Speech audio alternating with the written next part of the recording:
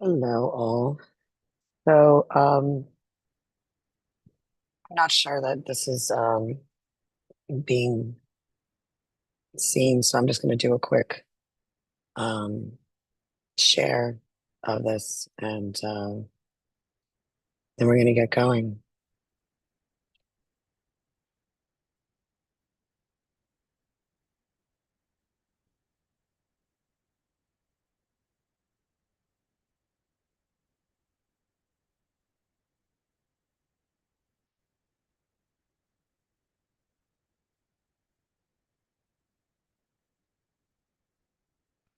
So, when I first created this thread a while back, it was actually featured in Truth Fanatics, which is hosted by two of my friends, and I've decided, because I think it's really important, to share it with you all now again. Now, please forgive the fact that my setup is pretty poor.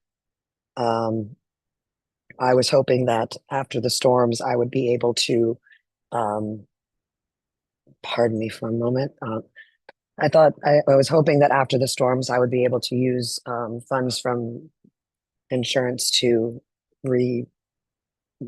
build my more professional studio equipment. But unfortunately, I just learned that the insurance has once again been denied. So that's not going to happen anytime soon. So we've got what we've got. So there's a few things that I've been delaying and haven't done, but there's several ideas that I have. But I think that beginning with this, I think is important. Now, before I go to the thread that I'd like to recite for you all, I'd like to share with you something quite, I find quite special. So when Shakespeare's England was locked down, um, Shakespeare wrote several plays, including Macbeth and Winter's Tale, but he also wrote these four sonnets, but I'm just going to read Sonnet 66. It's quite something. He says, tired with all these for restful death I cry, as to behold desert a beggar born, and needy, nothing trimmed in jollity, and purest faith, unhappily forsworn, and gilded honor shamefully misplaced, and maiden virtue rudely strumpeted, and right perfection wrongfully disgraced, and strength by limping sway disabled, and art made tongue-tied by authority, and folly, doctor-like, controlling skill, and simple truth miscalled simplicity, and captive good attending captain ill. Tired with all these, from these would I be gone, save that to die. I leave my love alone.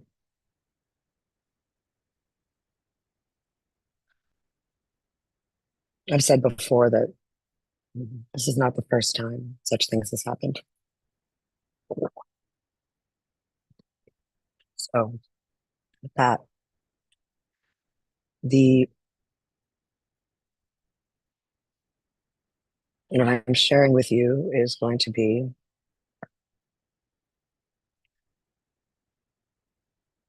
my thread from, please excuse. Oopsie. I should have prepared this much better. Here we go. Nope, that's not it. It's not it. That's so funny. All right, we're just gonna do it from here. Okay.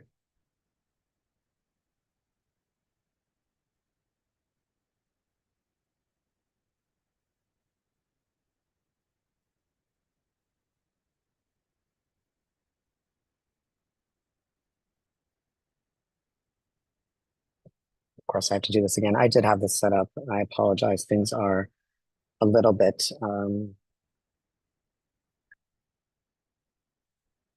doing my best. Doing my best. Okay. So here we go. So this is currently my pinned thread, and it's rather long, which is why I'm gonna recite it for you and hope you'll listen. There's gonna be things that I am not going to actually even show. There's more in this thread that I'm showing, including some work that I created that is attempting to kind of synthesize and kind of bring together these last 5 years. But we're going to stick with what's here and keep it as quick as possible. So something changed in us after the lockdowns, not just mentally, not just emotionally, deeply, spiritually. Here's what I'm seeing and why we may be living through the long echo of mass psychological programming. After the mandates, lockdowns, and messaging loops, I've been watching people, and what worries me most isn't fear. It's this.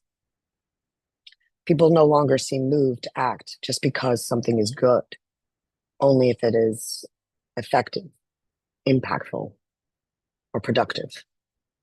This inverts hope.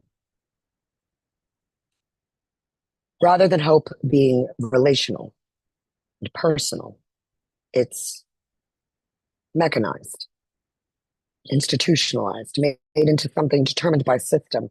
Václav Havel said this about hope, quote, especially in situations that are particularly hopeless, such as prison. I understand, above all, as a state of mind, not a state of the world. Either we have hope within us or we don't. It's a dimension of the soul. It's not essentially dependent on some particular observation of the world or estimate of the situation. Hope is not prognostication. It is an orientation of the spirit, an orientation of the heart. It transcends the world that is immediately experienced and is anchored somewhere beyond its horizons. Hope, in this deep and powerful sense, is not the same as joy that things are going well or willingness to invest in enterprises that are obviously headed for early success, but rather an ability to work for something, to succeed. Not be, just be, or rather, but rather an ability to work for something, to succeed because it is good, not just because it stands chance to succeed. The Hope Experiment is cruel inversion. The Hope Experiment, also called the drowning rat experiment, conducted by Kurt Richter in the 1950s, showed that rats placed in water would drown within minutes unless they were briefly rescued and then placed back into the water. Those that had experienced rescue swam for hours longer. Often, this experiment is cited as some proof of what can happen with belief. In reality, it's a cruel inversion of hope. It celebrates powerlessness and dependence on a force that reduces the human to a lab rat.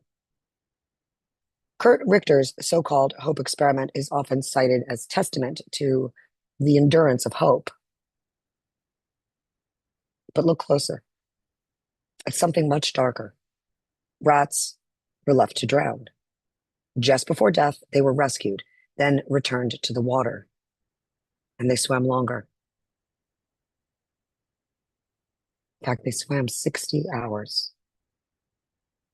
Why? Because they had been trained to believe rescue might come again. But there was no rescue coming. That's not hope. That's programmed compliance to the illusion of hope. This wasn't about resilience. It was a test of control. What Richter discovered wasn't how to inspire courage. He discovered how to condition organisms to persist under torture. Not because things were good, but because they were once. He turned mammals into machines of endurance, not liberation. Just like what happens under psychological re-education. You're broken, rescued, reinserted. You cling to the system, not out of faith, but fear of total abandonment. Havel said hope is a dimension of the soul, not a response to evidence, but an orientation toward meaning. But the hope experiment teaches a false hope, an engineered dependency on external rescue. It's not, I act because this is good. It's, I endure because maybe if I obey, someone will pull me out again. It's not human. That's training. Now, back to 2020. We're not thinking in moral terms anymore. We're calculating. Every choice has become utilitarian. It's not, is it true, but will it work? Not, is it kind, but will it give me what I want? Now, here, if you go and look at this thread yourself, you'll see I embed in here my explanation for what was going on with the dancing nurses.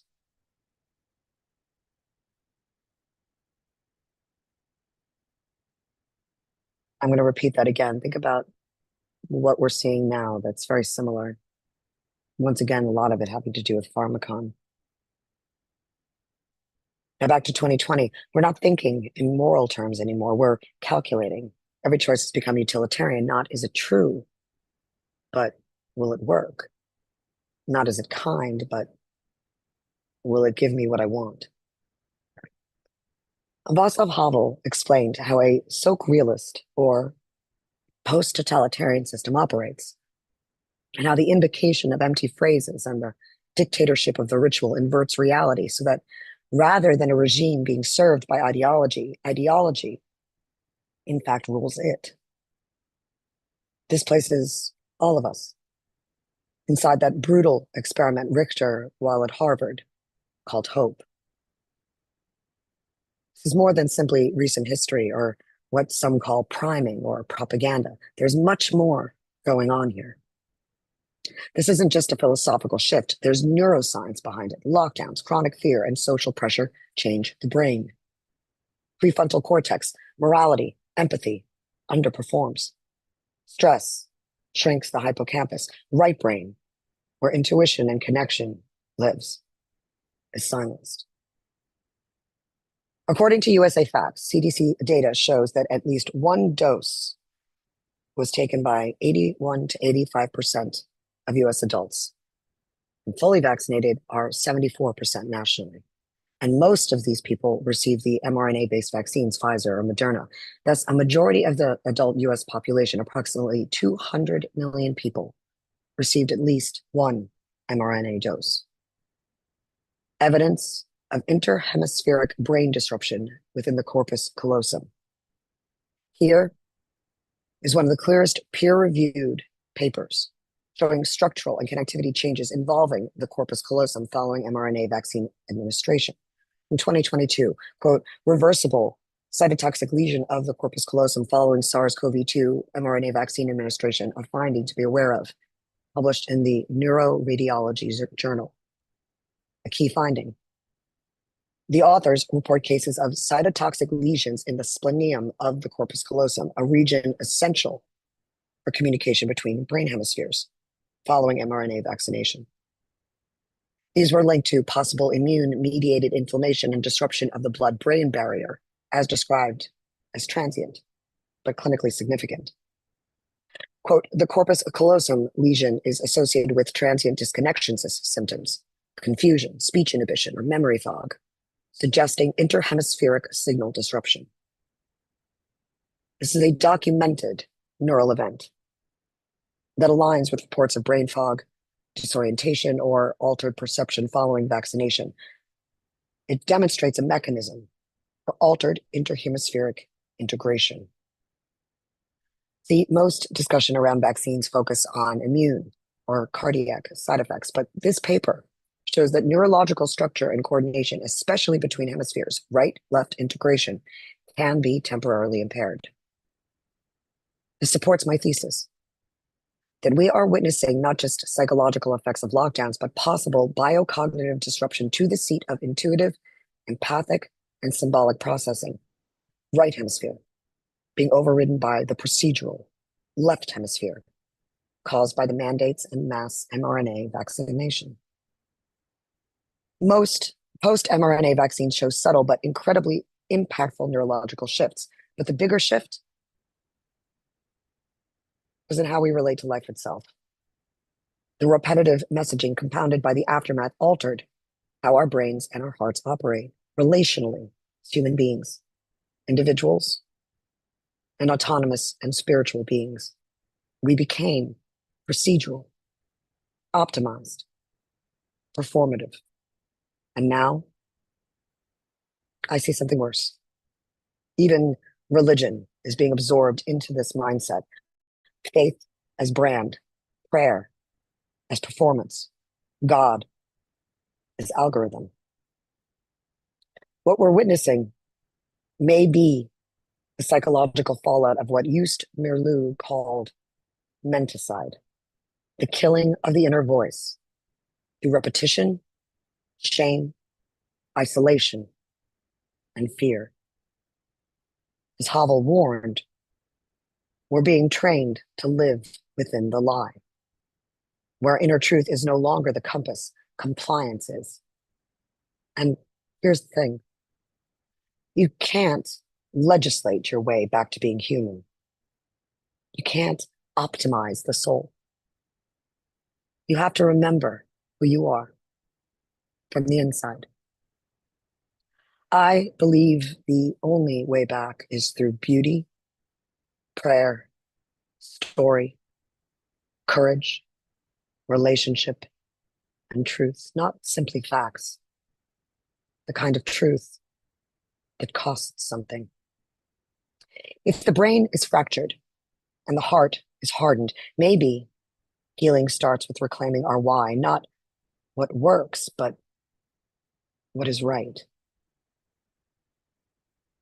I've watched people I love become different, not just hurt or afraid, changed, apathy replacing instinct, compliance replacing conviction, as if something inside went numb. What we lived through echoes Stalinist re-education, isolation, forced confessions, collective guilt, internalized surveillance, and Maoist cultural revolution. The erasure of memory, ritual humiliation, morality replaced by usefulness. These were not accidents of history. They were tools to erase what made us, to erase what made people human, then rebuild them as part of a mechanism. We see something similar now. Cultural inversion, economic dependence, religious dilution. As warned by Rabbi Marvin Antelman, this three-part revolution seeks not to reform society, but to hollow it out. Lockdowns, mandates, slogans, these weren't just policies, they were rituals of control, psychological conditioning. You weren't asked to understand. You were asked to repeat. And the vaccine, mandates, and discourse related to the repetitive political witch hunt ritual, let's be honest, we don't fully know what long-term neurological or cognitive impacts may exist. We do know there's a pattern of dismissal, suppression, and shaming anyone who dares to ask. But the deeper issue isn't medical, it's moral and metaphysical. Why do people now only act if something is effective or impactful? What happened to doing the right thing simply because it's right? This isn't science, it isn't faith, it's programming. We are living through a war on memory, not just history books, but personal memory. The part of the soul that says, I remember who I was before this. I remember what it means to be human. When that's gone, human being becomes programmable.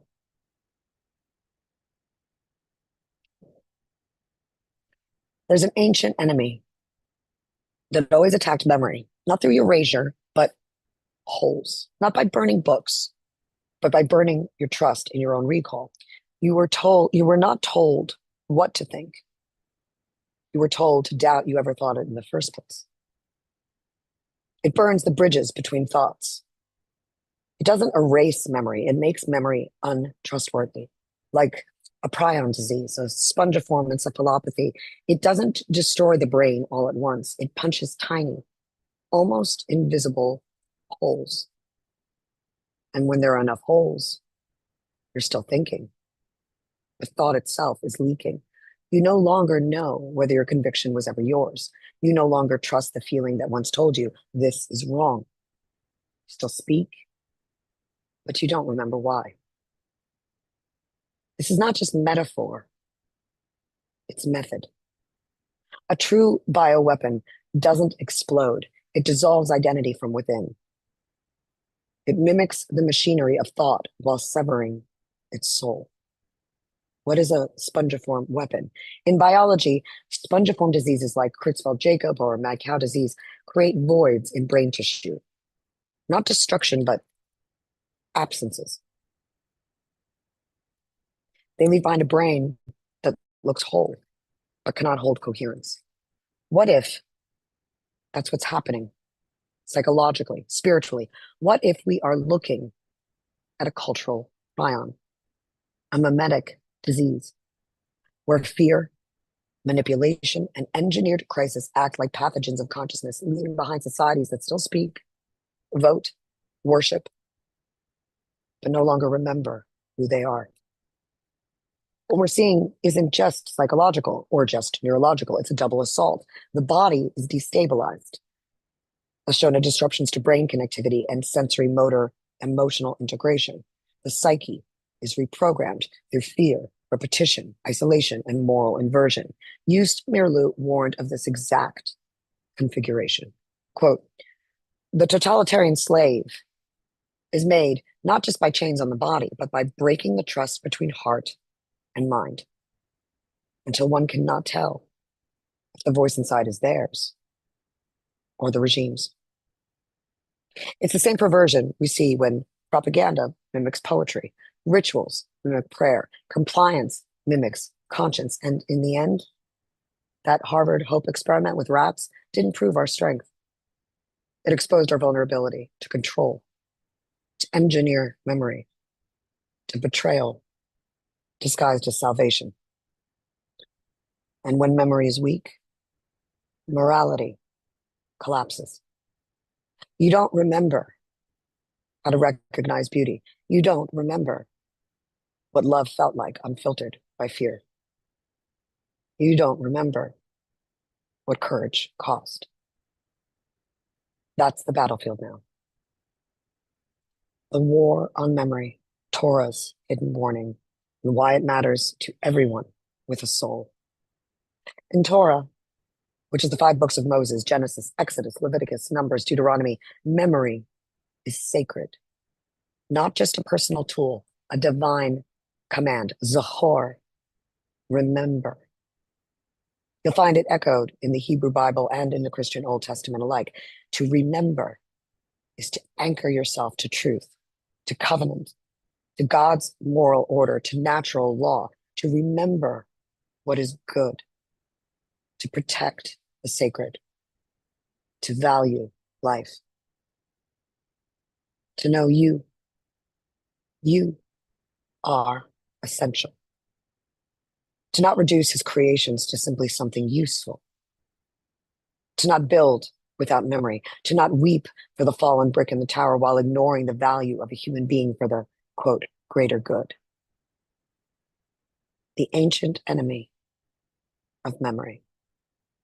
There is a biblical enemy mentioned in both Christian and Jewish traditions who doesn't erase truth. He or she punctures it. She leaves holes in memory, attacks the weak and isolated, sows doubt, disconnection, and despair, not by denying God's presence, but by making you forget he was ever there. This is not deletion. It's a spiritual spongiform, a soul made porous by confusion and fear, Edward Munch's The Scream, 1893. I felt a great unending scream piercing through nature. Edward Munch. This painting doesn't depict a scream being made. It shows a world in which the scream already exists and cannot be escaped, heard, voiced. Look at the figure.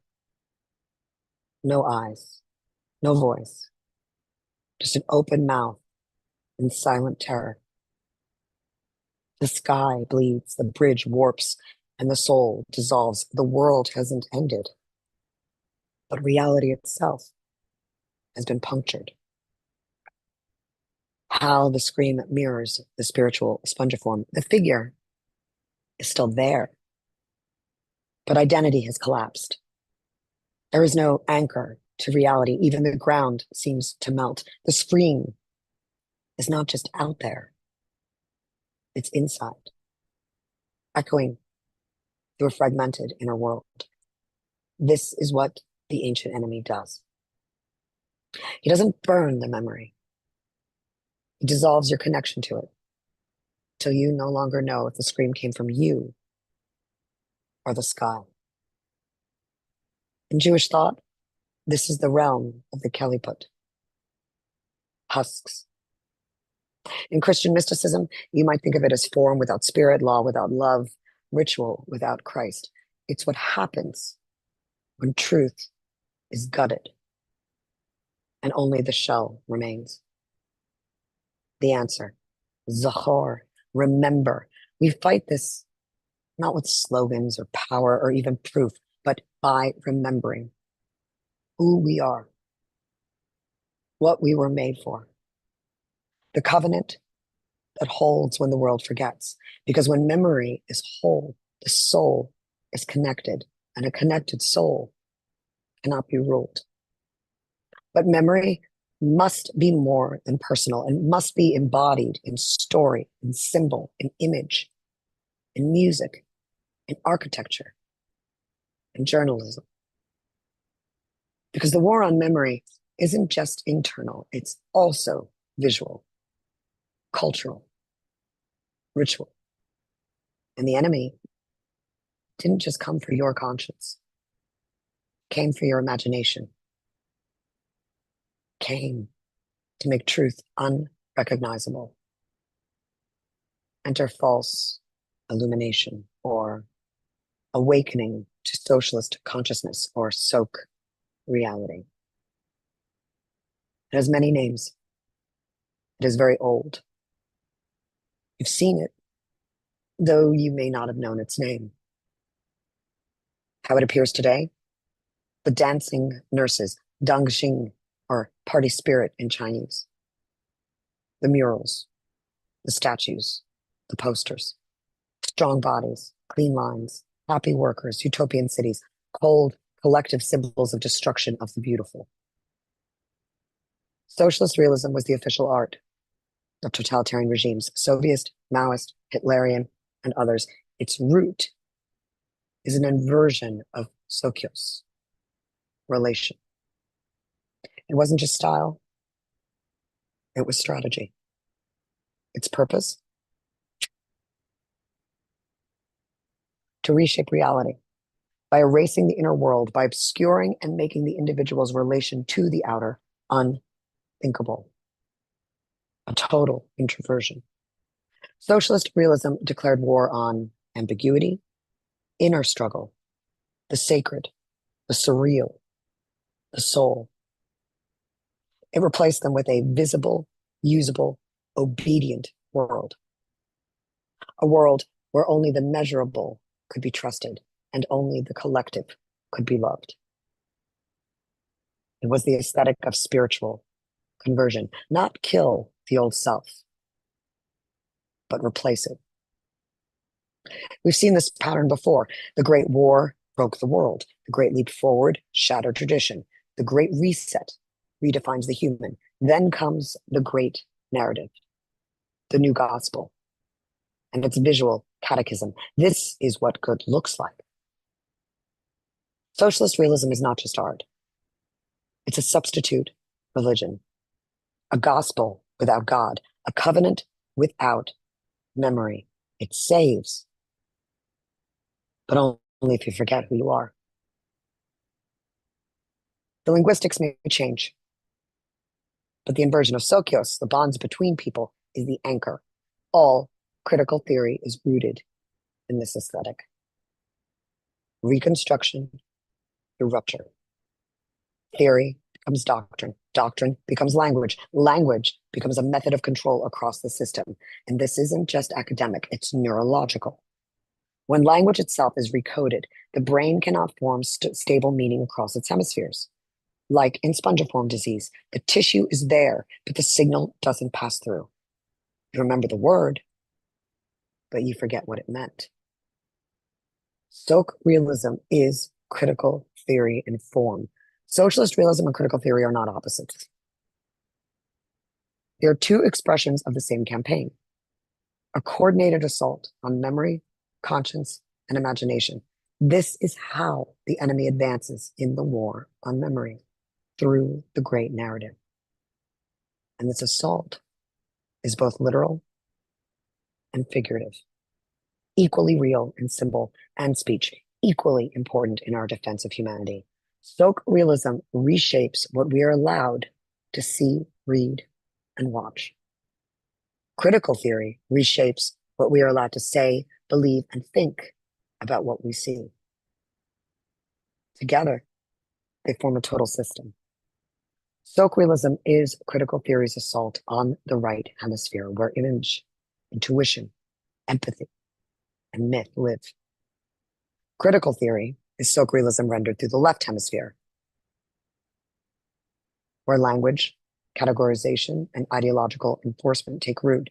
Both flatten ambiguity, both demand obedience, both redefine reality not through revelation, but through assertion, repetition, and moral coercion. This spongiform effect. This is why the war on memory feels so disorienting. It's not a clean break. It's not a burned book, not an explicit command to forget. It's more like spongiform disease, a condition where the form remains, but the function collapses. The world is still there, but its meaning has been inverted. The memory remains, but trust in it has been dissolved. The face is familiar, but the soul no longer connects. Like prions in the brain, the system infects not by destroying cells, but by hollowing them, puncturing microscopic holes in meaning. You still think, you still speak, you still see, but you no longer know what you once knew in your bones. The cure, Zahor. What is the antidote to this? Not argument, not force, not even proof. It is Zahor. Remember, but not memory as data.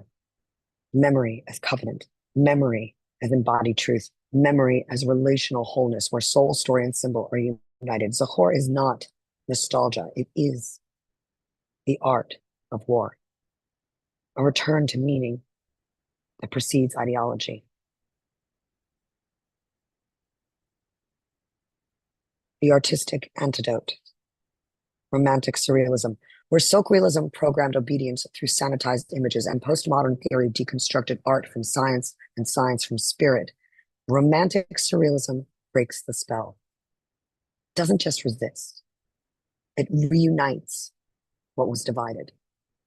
It fills the absence made and left by menticide, stitching soul, symbol, and memory back together. It reminds us of mystery, ambiguity, longing, the sacred. It doesn't explain. It haunts. It doesn't instruct. It invites. It doesn't preach. It remembers. It is not propaganda. It is prophecy in pigment, in prose, in principle. This isn't nostalgia. It's a rebirth. Romantic surrealism isn't returning. It's being reborn for a generation robbed of transcendence. Because here's the truth. Stoic realism is postmodern theory in image form, not realism. but ritualized dictatorship, not revolution, but obedience in abstraction. Postmodern art wasn't allowed to free expression, it hollowed it. Why? It was hijacked by theory, by Silk realism, then fragmented, made meaningless by design. And 2020 launched the great Silk realist attack on multiple fronts. And we lived through it. We remember. We survived. And we remain. This began with a feeling that something in us had changed, that people no longer acted from truth or love or conviction, but from programming, pressure, and fear. We didn't just forget.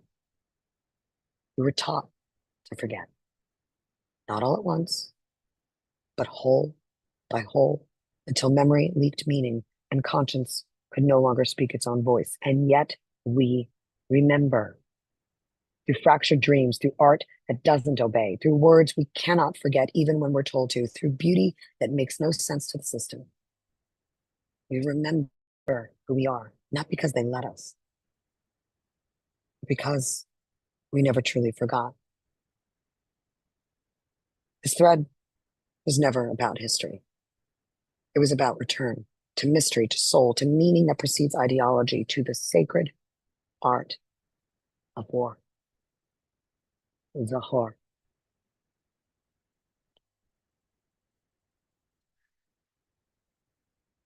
So, since it is a long thread, I hope people are able to listen to it. I hope it is meaningful to you and helpful. And I began with a sonnet, and I'll end with one. Sonnet 30. When to the sessions of sweet, silent thought, I summon up remembrance of things past. I sigh the lack of many a thing I sought, and with old woes new wail my dear time's waste. Then can I drown an eye, unused to flow, for precious friends hid in death's dateless night? Weep afresh love's long since cancelled woe, and worry afresh many a vanished sight. Then can I grieve that grievance is forgone, and heavily from woe to woe tell o'er the sad account of for bemoaned moan which I knew pay, as if not paid before.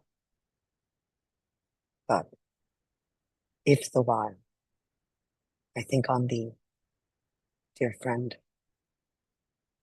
all losses are restored, and sorrows end.